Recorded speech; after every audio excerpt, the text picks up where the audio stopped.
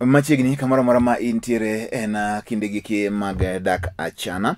Dak achana en maendi ma en wach ma wawache iye kaendi pile pile. Sama wawacho weche giki to piny mora mora samoro. Kwayo biro kaendi, wach biro kama pek, moko nitie mayalo tek, moko be samoro ka koro tek ahinya to wamiyo nerea gini koro kete msalaba nikech katek ahinya ndio wacho ni koro kete mtie msalaba. Tiama msalaba.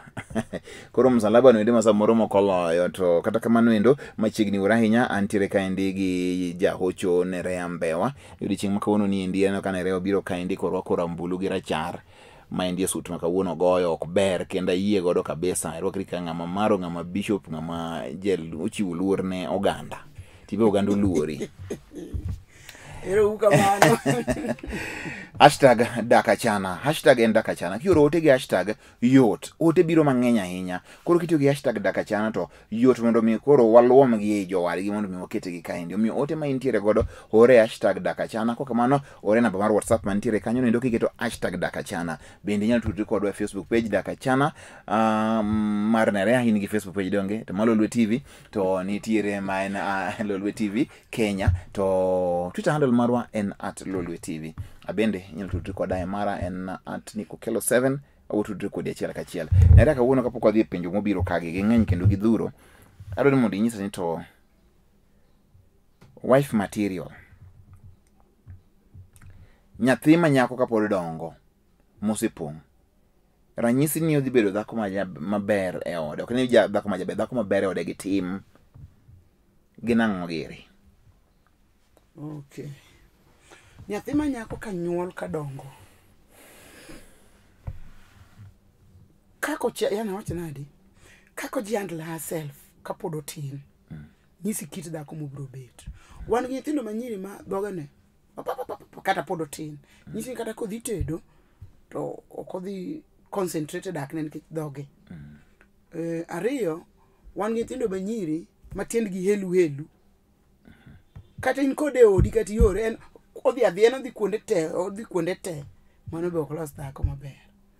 Wan gi nyithindo manyiri ma kata imiyo tich no ti to epa ok otim.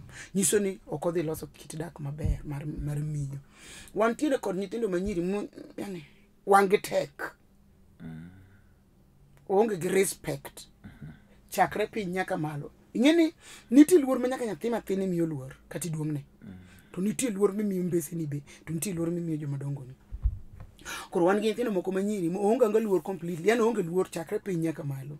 Mano be klas dhako makare. Wan gi nyithindo manyiri ma kata kiwuoyo kode kaka iwinjo duoki.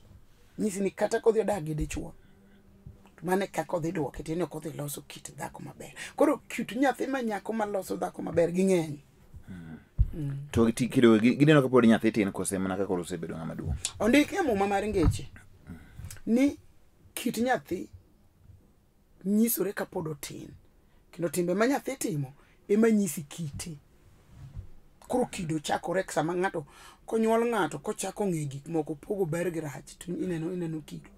Nyaka nyathi ma wuotho ma koko chakore nitie kaka inene. Nitie ma kimiyo gimoro kama kichake kwae to ok omiyi. Tiende ni mano kite wuor. Mano nyisi kite. Nitie ma kiwuoyo go to nyalo ywak moka dende. Nyisi gima en ojamirima. Koro kit nyathi ichako ng'e kotin. Mane kaka muma wacho. Kata kamano muma wacho ni kede michwado go nyathi kapod otin ema golo fuo kuome. Kendo puonj wuodi kapod otin eko biro bedo mariek. Tiende ni ka ok ipuo kite no nitie kaka igolo. Nitie kaka igolo. Ka pod otin kama nitie kaka igolo kite no marum. Kech pod otin inyalo rieye. Mane kuma koro lando malit donje. To nyathi ma pod tin ni binitie moko ma gino enena gimochwego makate goy makate lose makate rie makate puonje to gino okrum. Okrum. Kech mano e kako chwe e kako olose kamano. To nitie moko ma kitimo nitie gima kitimo ne to gino kotim nyaka chieng' otho. Ok otim nuko ka kende koro. Koro kido ema nyiso kit dhako ma ibet. Gima penjo no en gima kang'iyo kit ote mabiro kaendi mang'eny Nerea. Adwaro dhako, yudna dhako, tim kama. Ing'eni ok dibed ni nyalo yudo ne ji mon te. To ibende in dhano kata bed ni in bishop kata bed ni koro in ja Nyasaye, Nyasaye samoro guide yudo nyiri mabeyo, ok diyud nyiri mabeyo seche te, to ok dirom ji te. Ber mondo mi joma chuo ma bende orote kagi. Adwaro nyako ma jae gini kama moko bende kisewinjo wacha gima me penjo ne en mondo koro kapo ni dwaro nyako ma en wife material, nyis wayu, nyis ng'ama chielo, nyis osiepeni ka gineno ng'ato maber. Ok wach ni kik mondo ukel ote, but koro mondo ji okonyre. Kech samoro yot mondo ng'ato ket blame kuom nere dhako ni mane miya. Ok yot gi blame apil. To ka nitiere kaka ibende ineno, ibe ng'e kit dhako midwaro.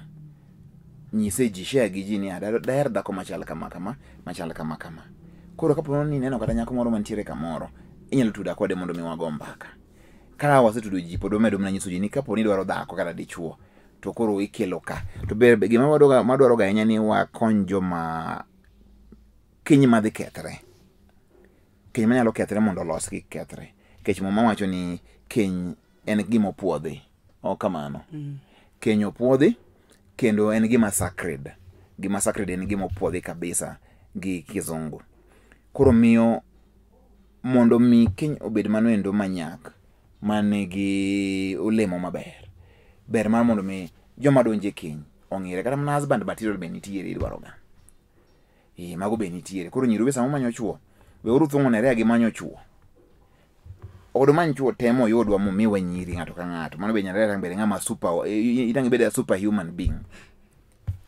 To sami manyo dichuo, in bene ng'e kit dichuo midwaro. Life midwaro chal nade. Dichuo ma intiego niendi, onyalo konyi achieve gik midwaro gi kosem nang'o. Joma chuo weti muru kamano. Sami date nyako, penye ni to short term goals mage gin ang'o. Lek mage moneno machiegni, to gima bende oneno mabor chieng' moro. Ntie mabor ni usenyuolo nyithindo koro unjo madongo, udwa mondo ubed kanyi. To immediately ka endi lek mage gin ang'o, udwa mondo mi uchak godo. Matin nitiere short term and long term goals in a relationship. Magi te gik ma udiscuss kapok udhi uchako ufundru e ot ka. Koro inyalo land magi eki beforehand. But traits kata characters mag ng'ato ma idwa mondo mi idag godo, ber mondo mi ubede wi mapema. Nyalo mna kethre ka gima ma kethre ga. To ber mondo ing'e ni adwa dhako kama.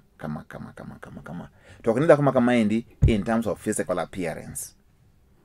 Dhako kama in terms of team. Mwene juluno wacho ni jaber jaula. Kong'iyo mana appearance to dhiro moge makolo. Kanyo to dhi mote badi ma ok ni kare. Munu bende uru ng'iyo Ben 10. Muni nyir masanti do Ben 10 man gi six pack ng'iyo. Dichuo makoro ko t-shirt kama to koro gich badi wuok oko badi odok oko. Mako nikono ka lechorieme badochi bas makoro en ng'ama en masculine enough makoro dichuo. To kasomo gik mantie kagi, aneno ka nitiere chuo moko ka endi moketo dhako ni gedo ne lakari gedo ne dhako ni igedo ne gi pes dhako machielo. To en Ben 10. Koro Ben 10 dino koro konyi gang'o. Omiyo aparo ni sama wadonje keny chako koso meaning mare ka ne. What is marriage? Kaka upuonjo iriwo ji aruse in. Sama iriwo ji arus makoro yudo bride gi bridegroom, iloso ka kode gi nang'o. Kinyiso gi ni ang'o ma gidonje. Nyaka okwongo cancel gi mokwongo. Cancelling means akaw nyako ni gi wuoyi to wabet go piny. Koro what discuss dak in matut. Koro sama wase discuss dak matut to nyako ni biro kelo kore. Wuoyi ni kelo kore. Kagise kelo korgi to paro gi iriwo. Kelo kore to tinang'. Tenia nyako ni wacho ni an kadwa dhi tedo. Gimomiyo na yiero wuoyi ni en 1 2 3. Okay. Nyako wuoyi ni be wacho ni an asemanyo nyako karom kama kaselemo to Nyasaye nosemona ma because of 1 2 3. Koro wawuoyo kodgi. Kisewuoyo kodgi tinyiso gi ni riwa arus is not dark. Dark bor kabisa gi riwa arus. Riwa arus en nyasi mondo ng'e ni dichuo we men, nyako we men. Lakini ei dak ka koro mai mami nyaka ibede counseling before mondo nyisi kaka dak chal. Counseling ni itimo ne gi ng'amo koma. Ng'at ma osedak gi kinda mong'eyo kaka dak chal. Kisha moro se cancel ji samoro jomo kele chandruok to siwuoyo go mose doko biten be kamano. En ng'ama experience e weche mag dak. Koro mi wuoyo to junior kikiket ni cancel ng'ato nikech okia maisha ujao igni musitiki kendo poko kadhe mang'eny koro cancel gi joma dongo museng'eyo achiel ariyo adek koro kone nyako ni winjo keny kidhiye to kama itimo kama dicho biko ni kata kisenyombo miyudo chiegi to magi ma bedo kama to magi ma tigolo oko then koro gidak ka ging'eyo kuma gidhiye.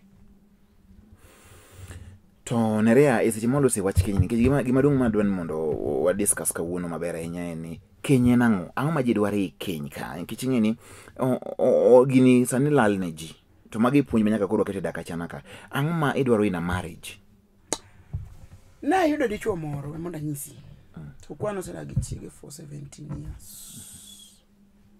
Chiege ni Sunday makato wuoyo to lingalinga obodoke to kopo no biro makweny dichuo ni biro makweny to chiege dwoke gima ne ok openje ta penje gino setimo bang'i ni waro na ne kuom igni 17 to ta konti tuo iga 17 te iwe kudni nyamo nyuol kothi dak ni chako gini cho nyiso ni okia gimiluongo ni marriage dhako ni bekia gidaka daka for 17 years kagi ke kuma gi ai gi kuma gi dhi yani gi kia ni kende enango to dak enango ango mi ne biro ing'an gi kia koro kende ni gi joge ne awach nadi kend dak mar nyombo nitie kende to gi dak koro gin the same thing kendo inyalo kendo to yore inyalo kendo to koro dak emate kend ka mane ma challenge nitie yemo kora penyo ni to kara what is marriage ni kende ni yango mondo mi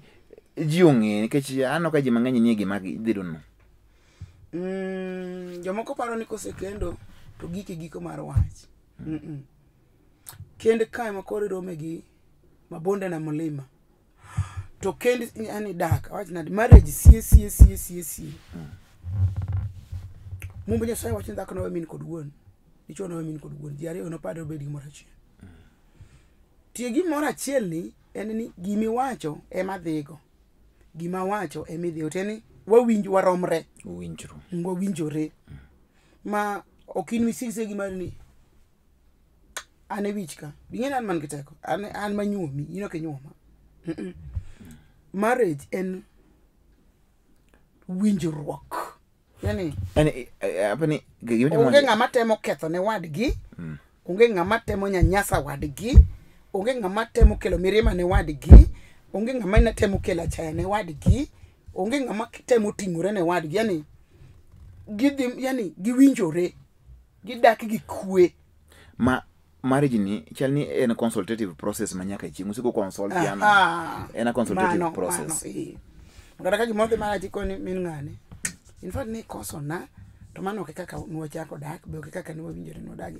and that is why give ye counseling because kagi do chako dak nti kaka koro nyaka giwinjore gi chako dak gini koro sama ng'ato kelo kichwa to koni ng'eni ne ok winjore kama kaka itimeni okay kaka ne wawuoyo sama ne wachako dak ti winjruok manu keto ma antong ni chikna sama ji winjore cha to winjo bede gimondiki magedhe gi kane wadhi wandik ko sana mane kuma kono warie gichalo gima gindiko gi chike gi moro mano pacha ma ka ng'ato dwa koro kelo ni odhia ka to iwuodho mana kopi achiel gimitimo ni be na wach kacha kinyo idhi kinyume cha sheria to gidak gi kwe malich to nitinya kamo bedo cancelled to pod gina wakorofu madhako kowuok to wuok bage madi chuko wuok to bene gibedo penji biso bege pastor sumu puonjo gi mano no kalo pes tiene ni dak ka ema jachien ok dwar but iga ma wan goni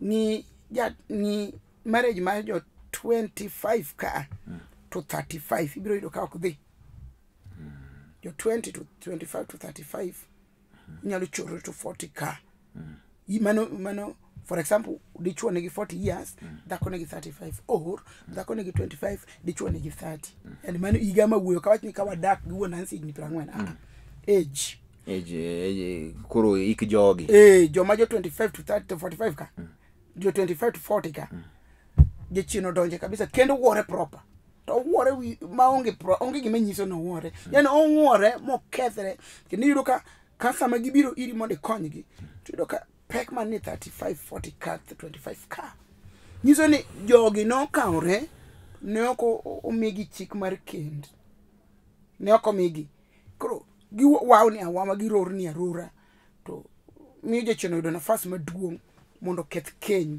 thoth keny kethore sani. To kadong giduog ir Yesu jamadar, Yesu ama Yesu mabudi Nyasaye, to keny riere ariya, nikech Yesu gik moko duto te, onge gima tamo Yesu Kristo. Ok piny masani koro piny tiji keto ni tinde ng'ato nigi right ne. Ma right ni ketho gik mang'eny, yan gi raticha. Kata bed ni an dak e ot kata an gi raticha, which is not bad. An dichuo an wuon od ne an mana gi ratiro te. Koro gima wacho ni winjruok onge no miyo nitiere achiedh nadi mang'eny ahinya mantiere ute kama ji odake. To kaneno kaka ji dwaro nyiri ka, ji chuo dwaro mon kae, to gin joma nitie 20s miwacho go eko, nyiso ni something is very wrong. Ji lack guidance on what to do about marriage. Nick, mana dier kabisa, tadwa dok duki chien.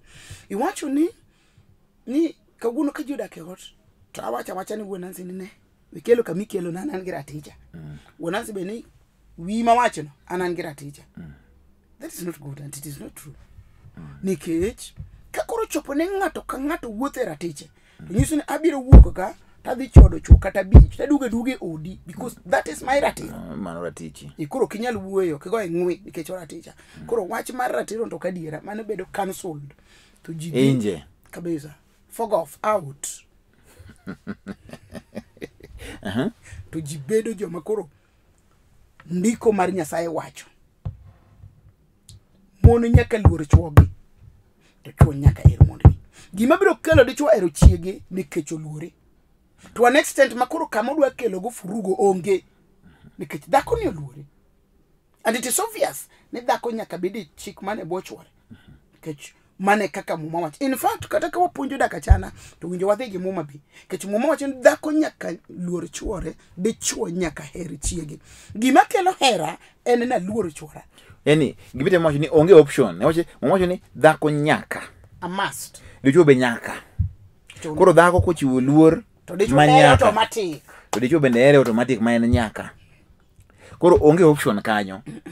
Ni chieng' mahero nyalo eri, chieng' moko adwar be awe. Dhako be ni an kone mo luore ng'ani, kiny tambo we luoro ng'ani. Yonge option kanyo nyaka ilomna kaka opange. Kamu madhi, yani kamu ma en dho Nyasaye to nyaka otigi muma. Idhi kanisa ok idhi nyaka itigi muma. Ilemo ok ilem nyaka itigi muma. Wari ok wari nyaka itigi muma. Ijage jakwe jakong'o nyaka itigi muma. Koro kwa dhi yweyo ka ang'o duogi penjo manitiere bang'e kanyo endo, adwa ni mondo mi ikete ler sama koro in ng'ama isedak e keny aming'a, ing'e gik mang'eny e keny, isepidho ji, in joma wacho ni successful e life mar marriage ka in kari osedhi maber, to kibet piny mos mineno kaka piny tungni gi weche mag keny, ang'o minyalo time kata ang'o minyalo tim mondo mi gik moyudo kama ng'eny. An gigi kithago chunya nikech ji te ni manyna ng'ato ni manyna dichuo, ng'ato ni manyna dhako, ng'ato ni imanyo ni how. Kagima manya dhako gima manyuti. Then there's a problem momiyo gima kama endi koro ng'eny kako chal niendi. In kama ibetie kichung' kaka koro ng'ama koro be osebedo jahocho malach, in ng'ama osedak e keny aming'a, iparo ni ang'o minyalo tim e dakika achiel modong'? Okay, Nick, naromo gosiepna moro. No gocho na koywak. Takoni kara bire gweng'u kanyo nan gi chokruok moro kare kama gidake. Takoni biro kanyo manya to bire chokruok to lemo kai to wuok gi ng'wech tagochone. Bi ng'eyo gima okele chokruok ni ndo awene dich. Koduogo bak. Koduogo to chako pimona en gi dhako. Magisedago 13 good years. To gin gi nyithindo 4. Dhako ni frustrate dichuogni. Ma dichuogni odhero adier to ticha msara. Odhero malaki wetne. Yanu lich. Lago bet no. Mondo ko makito mano jalo tiene no dero eno gwanga ngim tien mauma onge okotuo frustrations mowuok kuom chiegi de chuo wuoyo maywagi maka wuoko to timo wiye ni moko ido wachona, yani ing'eni kare nitie frustration ma ng'ato se frustrate makata koro jahocho biro mondo hoyi wichi kore chika tieni pachuk ne tamam ichalo janeko. To na fwenyo ni macha notimore nikech nyiri matinde iromo ga rome no romo goto. okaw. Onge jagam mane gisekwera be ka ka mane gikwera ni gimigamo ne ng'ato komoke yien game dong ne gikwera to mano biro miyo githo kapod gitindo nikech frustrations. Dichuo nyalo frustrate chiege murado go, dhako nyalo frustrate chuore moromo go. Koro dichuo che lich msara bo chamo to dhako kete gi makoni ok kamano. Koro kata na temo konye ineno to ok okonyre en konyre bu nikech gicho se pongo wiye moketho. To make it once ni sama na konye ni chiege ni be onge bute ka ok giwere onge kendo dhako ni tima gik ma en mohero nango wach manya yudo kacha ni maro min nyako odok ne nyare. Koro kata nyare timo gik maricho to support nyare. Koro ngini sama miyo support nyathine to wi nyathi biro maliet biro kuskus nikech ngama nyalo kete piny makanya onge. Dichuo ni be koro kuma nyalo tere wach onge. Jonyuol dichuo bende dichuo luoro pimo negi. Nyaka bedi ni ti kasuri kinde dichuo cha gi dhako cha nikech ka ok onyal kawa tuo moter wach ne jonyuol ne. Nyiso there is something wrong. Koro pinyo bago ng'ani. Madhako cha ndap no kawo nyithindo te otero thurgi ni koro somo thurgi. To nyonyo dichuogni daka orna pesa to onge bute. Dichuogni be oro. Kendo kona no oro nikech nyithindo osayo nyithindo gani nyithindi mionge koro ngiro laki ni nyithindi ti yonge kodgi. Koro katemo lose to kwani basta gisoma romgo ni to bodo thin bali achak nyiew na ilungona pampa kwa ma wiyo se wo ma ka konye ma ruoth biro konye. Koro kiwe no kikonye to koro mano koro ni dio mango kanyo. Awacho ni nitie jomoko ma wigi osepong gi chandruok to bedo unconyorable. Koro en tiji koro mane miyo koro inja kwath mano koro and that is why na ka opatik machaka lunge mondo pi to biro mondi kiwuok kod no ka koy be chame koro to chame to piny to chieng' to rieny nikech paro cho ketho prembe. In fact na wuok kod magike limit mana gike pod abiro manye to dhako ni koro pod en chiege. Owacho ni mano chiege to kete chame ing'eyo kaka ichamo ng'ato ma pache tin oyake man extortion. Wadhi yweyo kawuono aketo wach ni mondo mi olose nikech kit penjo mabiro kaendi ng'eny mag joma dwaro mon gi chuo to mako dhoga ni to chuo mane sero ga chon kano dhi kanye. Nikech chuo chon ka ji sero tinyo ni ng'ane gini odhi sero lokacha gik ma kama gine onge. Dichuo ma kawuono modak e piny masani en dichuo mangoro kose en dichuo makia sero kose en dichuo makia gima kata one bene otimo azaman. Nyako nyalo nyako en ng'ama isero it's okay. To nikech chuo ok ser nyiri sani. Nyiri be kuma dhiye onge gi be dwaro chuo bende koro mondo migi. Te kinde machon e kinde mboko chon apani kata mna sani dichuo ema approach nyako ogisiki ni liero ng'amo dhogi kaka raya ni mondo manyi ni nyako ibro ngami nyaka gimok nyal dak go te chako blame ji ni ng'ane manomiya dichuo wuogoko mondo dhi ser nyako to nyako mi dhi sero be ber king'e ni sero nyako machal nade. Ser nyako ma ng'ato kata ng'ato nitie ng'ami ng'eyo mong'eye ber.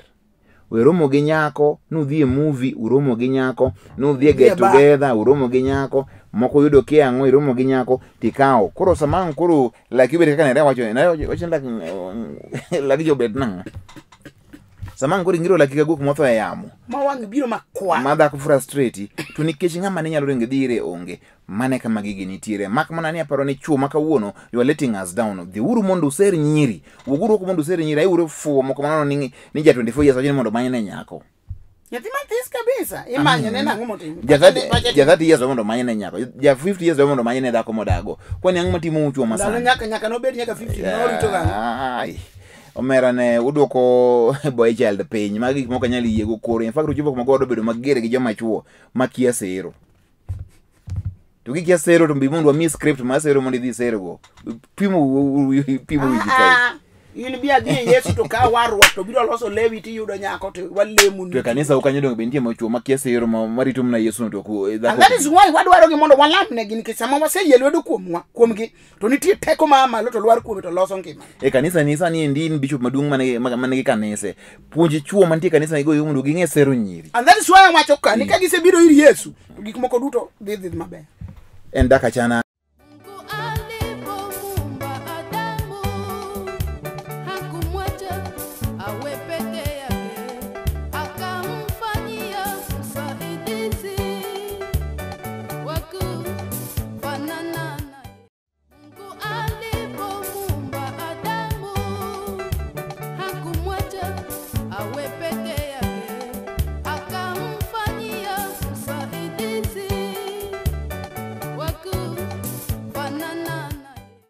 Machiegni janeno mar LTN manotilo mar ariyo mar Dak Achana kaka ing'eyo ni maendi en chenro mabiro ni tich ang'wen kata tich ang'wen sama chalo kama endi ka wantie kaendi gi jahocho ma bende en mama ma oluor ne Rembewa ma en chi jawdilo nyinge mare ng'ano Mbewa John Mbewa Olande en jaod Mr. John Mbewa Olande mago gik maber ka ji ong'eyo nikech ing'e ni ok inyal bedo ni loso oganda to ji kia nonro mari kisebedo jatelo nyaka ji ng'e kaka ibet koro miyo ka en kaendi ung'e ni en chi Mr. Mbewa mar Keny koro mane adier manitiere kanyo endo omiyo ka wadhi nyime gi weche giki opuonjwa gima bende osekadhe kaka osebet momiyo gichopo kuma gichope niendi mako sani kod joma dongo manigi kuondegi gin gi nyikwagi to gin gi gima ginyalo puonjo joma tindo ma wan mondo wange kaka onego watimo gik mwatimo giki penjo makawuono obiro ng'e penjo nitie mana poch gi pak ng'at iluongo na Agwero mato onge gima Agwero ni ma nying ng'a Agwero ni ma en nying ja Argentina otugo ne Manchester City samoro here samoja Manchester City awinjo puonj maber kabisa ero kama na Agwero I'm Kelly from Kisumu Aero I want a wife magi mana wacho ni koro magoro kodolo se podo dhiuru sera ne kuduogi kotami dhi ser kose tami mi go block gi wi tup miduogo wabro ng'e kama utamie wacho no you want a wife kende no kinyal nitie moko ma jachino ok nyalo we nyo yud dhako kata yoro dhi sero kodhi sero ke jachino dino nyime obiri Yesu mokwongo yud warruok kwenda lagi kanyo en kende ma intimo nyalo sero ok serne to kelne bende nginyalo kelne to dak tamore gika tamo ero kamano mosna ne rea ni oimore arwako anagombo dichuo ma jaigni 24 status negative udaro dichuo ma ja 24 years to bed status negative makora ken jaigni adi ma nyako odwa dichuo ma ja 24 years en nyako ma jaigni ja 20 gimo mi akwayo kamano en niya osipna mane onego onyoma olokona pache apoya nono donge ine misero ni dhi ser donge jogo nja sero rekendi koda gi kawre okaw mi nyisi ni moko nti meje chieno donge maka ok Yesu donje to ok dhi gi pach gi lokora loka kamano magi thomo sumbini nyiri betha thama wikira ngach to ka gibiro ir Yesu to duto te nyalore gindo na giserre kure ne rea ja 24 years donge wacho ni mano no wuoyi mane winjo kende donge wae be dicho ma ja 24 years be mi promise me keep mare ma be nyathi dhako nyako nyaka be ni gi mo 20 years to ke mi awo luongo gi ni bi Yesu ka to gisebedo ka gin osiepe ne gichako osiepe ka gin teenagers gin nyithindo matindo wacho gichako ariyo ne mano be koro kosiep jogo kethore mago joma jochodi mano koro kethoro nikech mose chodi be ok nyuomi at 24 years mondo mi ng'adi chuo chenidwa kendo na serious note uwuondi omiyo osiepe mano timo niendi ne na raha mano utimo no kun serious about marriage mago be pa nyithindo an gi shida kane chuora onyomo dhako mar ariyo to ne ong'eyo kaka to nong'eyo kaka uchiemo mano nyise nchwore nong'e kaka uchiemo before nyombo nong'eyo kaka uchiemo to kane dhako no owe to sani ok ogo budget konyauru an Eunice kosemang'o wacho ni sani kod chuo kiago budget ka dhako cha nowe nyiso ni kama ne dhako cha nitie kan dichuo go budget nyaka beni nyako ni bene gi kite momiyo ok gone budget koro ka dhako ma ariyo koro wanerea mone binsa ne koro machiemo koro romi nyaka mage mane koro budget koro ok go koro makoro wakonye nade ma ire ka konyo ngama kama oloso gi chuore ni mondo penye ni ang'o marach gi kunti machuri manyalo duoki nikech kane unji ariyo to nogo budget maber ot koni gi koni. Sani koro dhako matin kata machielo ni endi koro budget ng'ani koro okogo. Nitie chandruok kanyo. Nyaka be nitie gi wach moro ma ok moro dichuo. Ok nyene ng'ama be nitie mine moko ka. Meno dok ka dichuo ka nyathine monyuol okia. Ang na gol pesa no fuku tisechaya. Ok omiya kon nyagi luor chuogi. To automatic chuore biro heri biting tinga gimoro makelo. Oseyal ni bura no. Oyal ni mo maler. Luru chuo to chuo no heru. Mane gima no keti. En condition. Omiyo ka in gi shida to losane kanyo. Pastor Lemna chuoro sikona ni adhi dalawa nikech aonge maendeleo an Pamela. To Pamela en maendeleo aina gani?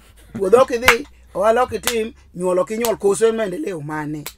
Keke wacho ni churi siko ni mondo idhi dalau, nitie chandruok momiyo koni mondo idhi dalau. Okonyal buko onge maendeleo. Okonyal boro boga janeko ni idhi dalau ionge maendeleo. Dako kelo maendeleo mane cha? Number 1 maendeleo madhi jako winjo kelen nyuol. Onyuol ne dichuogni. Kar dichuogni nitiere. Mano maendeleo. Kwa Pamela poko nyiso ka samoro onge maendeleo, samoro konyuol. Oteno ok ochung'na maber. Oyimore Anseth game nyakwadha. Pastor akwayo ni ulamna jaduong' moro no kwal od wuode to wacho ni an ema kao to an to kata gigo okaneno. Jaduong' wacho ni onega. Pastor lemna uru. Okay, wabiro lemoni but kin gadiera e nyim Nyasaye e kind roho maler. Mi binge chunyi ni ok iriambi, ok ikwalo. Ng'ano ok negi nikech gima ok ikwalo ok yath ok nyal maki, yath mako ng'ama otimo richo. To ka ok ija richo to yath ok maki. Koro we chandori. Jaduong' no wa oboro moka. To bende gima min miluongi dir ngimani nyaka be ni kasoro. Nyaka be ni lweti beth. Koro ok nyal bukruok buka kuomi kapok ne timo richo moro. Yalo ngana ngaya manade. Oyo waknia samoro eno gigo kokao, so chini poko kao. Ok samoro kao ga. To magi to ko kao. And that is why I nyise ni kao komula dir to ko tho gima negi. Irobe okudum nono kama machonge. Onge wache Andro Linta ka wuok kana mapuoch gi pak kuom chenro. Nyingi ni Rolinta. Nyingi tinde ni tiamo. Rolinta. Habari ya jioni. Nisaidie. Nina mume ambaye tulianza urafiki naye tukiwa primary hadi nikamaliza chuo kikuu. Primary. Wakati nilikuwa form 4 alinipa mimba. Sahi amegeuka hata si mtoi wake. Amegeuka amegeuka ati huyu si mtoi wake. Natoka Migori. Koro Ngichako from primary. Koro ijini biro wuok bang secondary kata koro dichuo. Maendi erach bende timo osiep moko maonge tili at a wrong time, you know. Ubedo gi osiep gi ng'ato at a wrong time. Koro kichake primary udwa timango gi dichuo gini. Un kar mundu som e primary mondo kadhi penju dhi kumudhi somo. Unu tiyo tich mar timo osiep gi dichuo gini. Koro mo yera onda about koro nyiso marango nikech you know mithindo nyaka bed nyithindo minyalo puonji. At primary itimo osiep ng'ato to mang'ama unu kode primary mobiro kode secondary mobiro koro kosetome ich mo round about mo chomo onge koro dichuo we un seru uchaje mano se kendre mo were nikech ng'ama chako ywari go primary muchope secondary. Koro mande dichuo mano nikech mano churi mokuongo to koro se delete.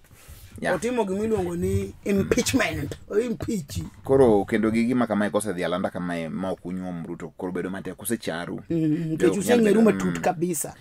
Kwa hivyo wewe kile ufanye jaribu utafute mume mwingine ila kabisa jaribu uombe upate mume mwema manake bila kuomba bado utapata mwingine kama huyo ambaye atakutumia alafu atakudump. Baada ya kukudump wewe bado ubaki tena uko na masikitiko kama haya tu bado. Utakuwa ukihesabu wala ube. Nerea nisaidie na namba yako. Ndio utapata. Niko Nyauru maro ogowi edala to beber anisharon ka wuok namba. Ogowi edala ne yo mane nikech kine maro andala ne bigo ogowi edala moro. Kange ndalo no kamonyuole nyumi. Pinyo no kochung maber. Amoso Lolwe TV Anesbon Odima from Kisumu Pacho. An koda owadwa Martin to ne okendo 3 years ago but chiege osiko mana e Facebook saidi. Konyauru my brother. To your brother ne to momo. Enoko ne TV. Enoke wuoyo. Idwa ni wakonye on behalf of you. Ini ngena. Idwa ne TV. Mondo ornwa utekende.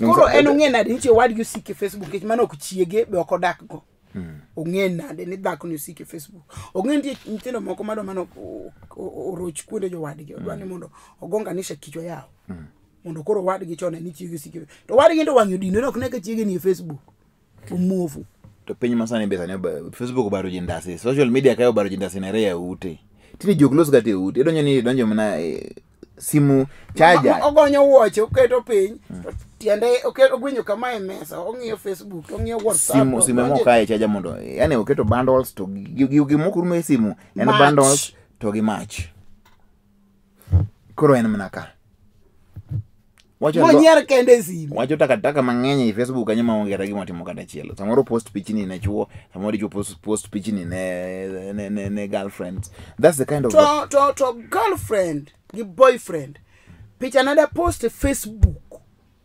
kosa a post ni e WhatsApp to ka post ji like ka post dunga girlfriend nani kanyo boneno like the press na like ni tap so like indonge ni Facebook page donga like ga DAK ACHANA kwa like to raj makmani koro wuoyo esbono ywak ni yawa owadgi samoro muyi ng'ato bumba kera ni chiege nitie Facebook samoro neno paro ni odhi loso go wadgi loso gi chiege mondo o take marriage ne seriously. I'm also Pastor Anna Austin Young kawuok Seme Kaura neno chenro maber Pastor akwaini lemna ayego amoso ni kod Pastor an gi mon ariyo to wasedak achiel wasedak godo kuom higa ariyo to moro sedak kuom higni 3 anno nyombo kapod oyom omedo dhako ko yom to maduong' chodo to ochaya marach chode osemiyo onego na nyathi mawuoyi koro atim nang'o an okoth kawuok Siaya ong'eni samoro chigi ni chodo nikech nime to ne kapod oyom ka era ukode pukurumo tama era rumo ga onego beno rumo nitie higa ma kakoro ji ochopre ji piny romre ne gidhi giduogo in kwese were gi Mbewa un makuru sedak gi Mbewa matinde miaka kukuru kakara gi kuru isewe Mbewa gi era ana so to nonyombo ne chon nikech ang'o nikech koro miyo koro tama mar dhako cha utero oko nyombe maber bere kata kusetiyo higni 15 moko bwana 15 koro mando koro itima mano koro nyombo higni 15 ka kendo sani nerea acheka kendo after 15 years kama anyang'o kado bedo gi dota kendo mna higni 5 7 kaindi to ma ok ne do neno kiselori bura ke jali higa 2 kende endo odwa kasa ahinya kecho machielo sedago higa 2 chielo sedago higa 3 tiende ma odago higa 2 ni okaw kama chane gi higa 1 onge gima ndako ne poko bedo satisfied podi koro en momiyo winyako chuchikore ndiek madhako chuore romo ga ing'eni ti higa maga koro uchopo to un jodala ubet umbemoru unu piny romrenu koro loso pacho to nitie higa ma kapod untie to en teke ai kuome en ng'wech speed post G4S to ng'ani nodwa nyumba ahinya piyo odwa kaso kae ahinya and this is why aluogi mondo gibie Yesu nikech ka Yesu ng'ato nego to gomba hinya mamiyo ng'ato nyombo giga achiel Yesu konyo koro gima bwana ni wacho en ni oloso gi chiege ni maber to tem mondo mi koro balance jogi en ong'ena ni chot chiege ni mondo nego nyathi dongero sengi dongero kaka wacho no mondo koro kodode wanje makwani wacho ni jaga jodi madundo koro chudo marach mobe ochaye bende para ni dhako ni timo gini kimirima kichane no nyombo ne chon koro chaye after all ko dhako tiyo gi after all nikech dichog no nyombo ne chon koro yani mirimbe chotamore to koro chalo ng'ama chulo kuor koro ka wadwa meto to met kata karigni adi to bi ng'eyo dhako ok nyayine chore mondo nyomi kati nyoma na gen gi 50 to pod chuny mare mirima cha donja anyisi magara laki ose orre kata koro magara koro magara nyoma koro choko ne koro na fuoka to koro mondo metni anrea sa makora afuoka makoro idino ni nyaka ng'orni e kicham dengu winji to ne kumetni mano bin bende maniti winji donge muma wacho ni kasaro budho kapok onyuol to Saro kaw jatich ne ene mokaw Ibrahim kodwaro to miyo Ibrahim to kose miyo Ibrahim to kadhako chomako to nyiego cho donjo nyiego machando dhako no nyombo bang'e ni nyiego cho donjo ke nyiego no chakre kuom dawa Sara ma chi Ibrahim kono nyiego cho donjo to kone Ibrahim ni dhako jatich ne chani ke kore ngech to Ibrahim duoke ni dhako no ni lweti tim kode gimi er to ema Nyasach nyiseche miye nyathi en be to miye ich otingo nyathi e i to wacho ni ya ni nyathi dhako ma misumba ok no cham gi keni gi wuoda manyuolo to wachi ni ema miyo ka Agar nyola nyathi keto piny to gole Agar odhi ywak tim gi nyathi kuma odhi okia Ismael ma wuode koro kana dhako ne nigi mirima mar nyiego nikech nyombne gini no chakre kuom Ibrahim gi Sara koro nyiso ni ka ng'ato kodonje remb Yesu matut to dhako ni biro chodo matho oko nikech odhi tho gokinyi nikech mirima mar chwara koro dhako ni be pache mondo elre nikech ne ok onyuome mondo dhako ok bed gi doho dhako bedo gi dichwo koro ok nonyuome mondo kik chwo odhi tho to dala ni budhi tieko nyithinde go be didon ko fuyo koro oduogi ir Yesu mondo los pache chuny chode mar gombo mar rach mar satan mar mifadhi mag dok chien gi Yesu mondo konye.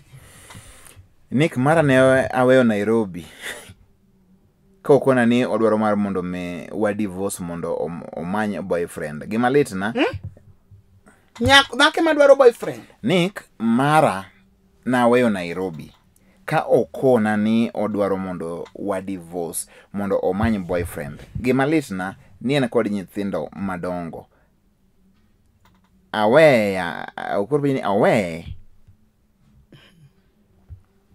koro no seyudo boyfriend koro samo penyo no we to nyithindo to ingino kunyiso nyithindo juignedi nyithindo madongo nyithindo ginjo madongo gindongo to ko wacho iki to ka nyithindo ndie donge ka nyithindi dhi godo madwa ni wacho bas bana ka nyithindo ibed godo magi we oyudo boyfriend me odhi ka boyfriend nyithindo singeni ne babagi gima nyalo pogi gi nyithindi go eko onge we dhako dhi ka boyfriend we yuari gi tura gech kadi kele mna gwen kanyo ni dok kore oro bro dhi gi boyfriend we mondo dhi utie gi boyfriend we utie gi boyfriends gego in ka nyithindi puonji to you will kode ok yot mondo you will kode ngech tere bubu ka penji kuma mini ginitie to in tem mondo mi idhi mbele move on just move on di maisha mbele mama geta ne robedo gi boyfriend we wa divorce ukaka boyfriend amigo sano divorce no go kwano sa yo kika medo bembeleza eka medo primo fake things pasa chwara iluongo ni Jona kana dhi tich Lagos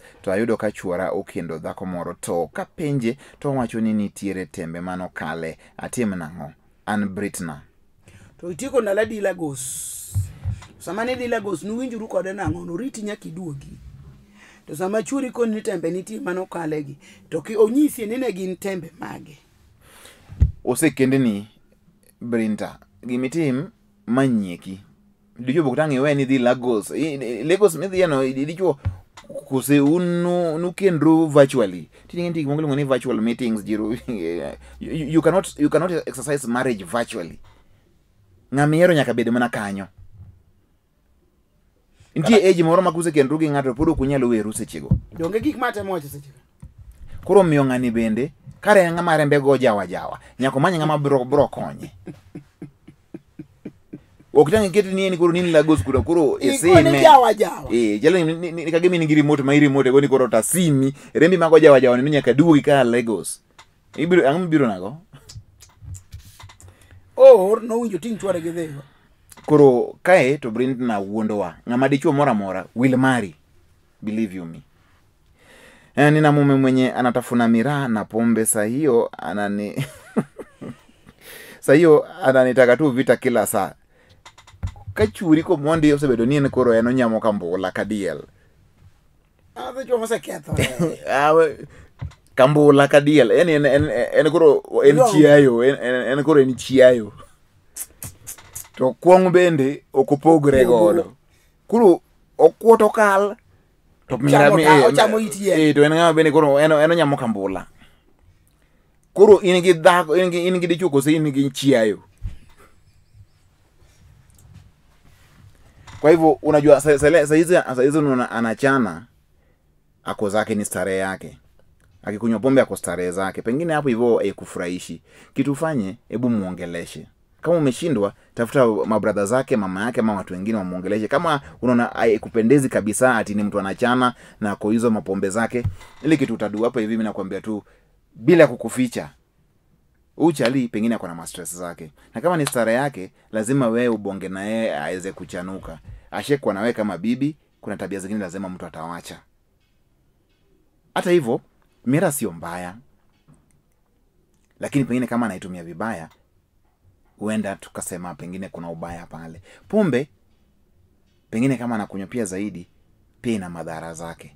Na huenda pengine upendezwi na hali kama hii. Hivyo basi nakwambia tafuta wasia, tafuta ushauri kwa Nerea, lakini kabla hapo zungumza na watu wa kwao.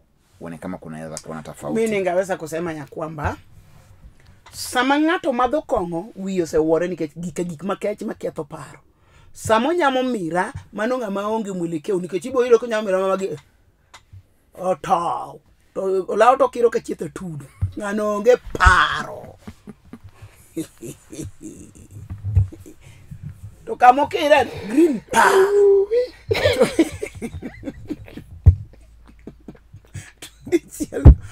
To en ng'ata chiel no chamo nchugu to modho pi to chamo soda to chamo it yien to oruoro chalo wi gari machon mane chwako gi yien. Mano je chien kel na mana chek ju chiende go kuome mondo yud Yesu to dagi ku.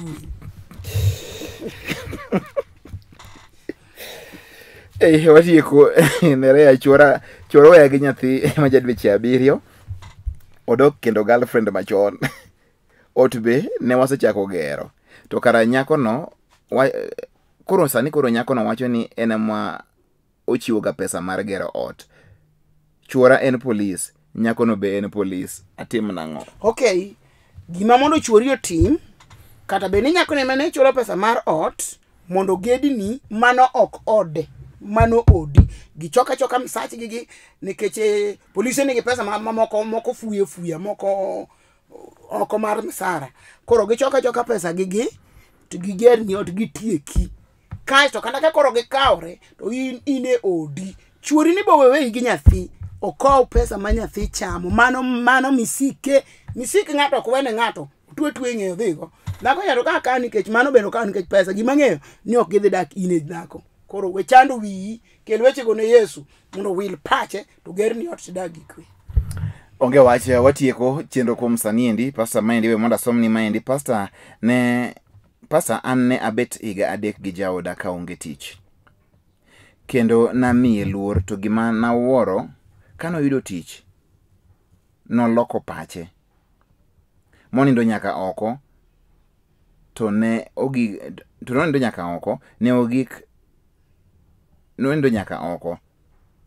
ogik moriembe e tich. Kendo pod nachungo mana motegno to mana nikech warruok maduong' mar nengo. Kendo nikech warruok maduong' mar nengo. Omiyo tinde an mathum wera. Onge gima onyalo timo ka ok onyisa. To gima duong' manyalo wacho ne mine luoruru chuou kata ng'ato onge tich. Dhako mariek ema loso ode. Congratulations. Dhako mariek ema loso ode kaka sani aloso marani. An Helen ka an Mombasa Likoni. Koro mon pe ka ukit Helen muwuok Mombasa Likoni. Ase wacho dong neno ka be Nyasaye okonya. Owacho ni nyaka uluoru chuo to mate kiseluore obiro eri mathum koro in mathum weri onge gimitimo. Kasto nyako ni omora nikech en nyako mowar. Ma japinta keke ketia wuogo. Adwano waru tejo mamine mondo ulam Nyasaye. Daudi ka Yesu nowacho ni Nyasaye akwayi mondo piny duti kete lweta. Sama ng'ato war to biro kawo dala ma entieno kata chwore no okete lwete ka nikech Yesu Kristo gimoro amora mekwayo biro mi. Daudi no okwayo mondo ket piny duti lwete no otimore. Koro in be nyalo kwayo maduogi chwori lweti. Nyasaye gwedhele ne piny Mombasa Likoni. Many namba na mondo igochna asayi mondo wature kaka jomopong' gi roho. Dichuo kan yudo tich to lokore koro nindo oko kalori. To ywak olamo. Dichuo nindo oko kalori. Iko ni lori moting'o taka. Dichuo bende chuo mochoko gige uteji. In dhako oheri mudako digi 3 kionge tich. Yudo tich. Kisedo tich ni kweni nindo oko kalori. Dhako ni pod ochung'na motegno. Ene warruok maduong'. Oya olamo. Gikone oriembo dichwo tich koro fwalo wete kendo onge gima entiere Dhako ni siporo siko mela. dhako ni polo keto mana sinani to lamo to wacho ni koro sani endi en mathumu were Nikech lamo gima ng'ano timo moko nyise onge to nyiso mon niya luor uru chwo kata onge mana gi tich odi ine miloso kendi kaka sani koro loso mareno dongo ndike muma mar ngeche ni dhako mariek ema loso ode to mofuwo ketho gi lwete owuon. en ga Isaya kose en ga ngeche Proverbs Proverbs 15 dhi usome kanya be kono mondo awew gi mano kapok ne rew migi namba mondo awe gi Proverbs 15 en ngeche 15 tiek miji namba. Okay, adwana most ji duto te modak e piny Kaloleni, Nairobi, City Stadium, Makongeni, jo South B, jo Pipeline, jo Babadogo, jo Gomongo, jo Bama, akia kaka dwa moso ji. Nyasaye mondo gwedhu. Nya yudo report ni kare sama moso ga jo Kaloleni, to wigi wach, wigi liet, wigi pas, gichikore ni omos gi e TV. Kaloleni emane gi kanisa. Koro abiro kawo mos te mang'eny atero ga Kaloleni mondo ging'e ni bishop gi moso gi kendo Nyasaye mochope piny Kaloleni biro timonu gik madongo kendo Kaloleni biro bedo kama teko Nyasaye odake. Koro arwako ujo Kaloleni, jo Makongeni, jo modak around kanyo nyaka jo Sauri Moja, Kikomba, jo Majengo, ju duto te nyaka jo Maringo, Makadara. Nyasaye mondo gwedhu. Arwako ubedi gi teko Nyasaye. Gunasi amosi ng'ato nyiso dhawo nani okamosi ga. Nyasaye mondo gwedhi ka in kandiege kanyo gi Joyce gi Dio Gabok nyaka Mary te yani ji te madalana amoso kuom nying Yesu Kristo. 0720403913 awacho mosi ke jomoko na rudhega mane namba na. Nyasaye mondo gwedhi ka waromo an Bishop Nerea Mbewa mar kanisa miluongo ni Hope for Good in Christ. Nyasaye mondo gwedhi e remb Yesu Kristo ja Nazareth. Onge wache mana kaka puonjwa en ngeche 15 ale mondo monte temi bede gi mume odi kanyo ibed ni ng'ama dhako muti matin makore ku kendi mamia mosenyuolo nyodo dhi mondo isom kanyo endo mondo ung'e ni koro dhako maber loso ode en owuon to marach ketho mana gang'o gi lwete en owuon. Mano kawuone wach madwa wiwe dak achana kaendi to ok ne wacho ni koro mon kende maloso ng'eni muma ono bende wacho ni chwo bende ne loso utegi dong ne pok owuoyo kuom chwo to nitiere miyo chwo biro loso kodwa e kinde mabiro kata kamano wachako gi joma mon mondo mi koro utim kaka Ellen otimo. Ellen en courage seriously kendo mora yeno mondo ogochi na mondo nyisa ni Ellen kiki gochi na gocha ne wawa adwaro Ellen ema adwaro mondo gochi na kiki togo ga simnere koki ne Ellen to samoro ino dio bam mosuri obet kulingre obet ni koro watiko gi kanyo endo mane en dak achana kamoro mora ma untiere meduru mna neno TV ma Lolwe nikech ka indi weche mabeyo machalo kama indi bire ka gin gi puonj mabendo tiap kamoro mora ma untiere hera gi ng'uono ma Nyasaye med bedo kodu kinde gi kite nyako chako rom kendo.